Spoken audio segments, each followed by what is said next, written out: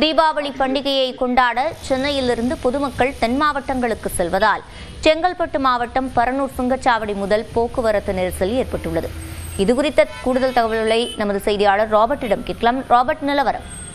கண்டிப்பா சிவரஞ்சனி, தொடர் விடுமுறை மற்றும் தீபாவளி பண்டிகையை கொண்டாட சென்னை புறநகர் சேர்ந்த திருவள்ளூர் மாவட்டம் ஆகிய பகுதிகளிலிருந்துலாம் பொதுமக்கள் தென் மாவட்டங்களை நோக்கி செல்கின்றனர். இதன் காரணமாக பரனூர் சுங்கச்சாவடி முதல் சுங்கச்சாவடியில் சுங்க கட்டணம் செலுத்திவிட்டாலும் அந்த போக்குவரத்து நெரிசலில் சிக்கக்கூடிய வாகனங்களை நமக்கு காட்சியில் பார்க்க முடிகிறது.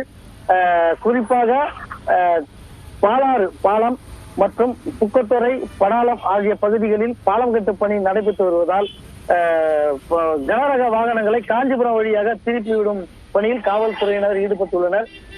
இதற்கான பணியின் போது வாகனங்கள் கடும் போக்குவரத்து நெரிசலில் சிக்கி வருகிறது.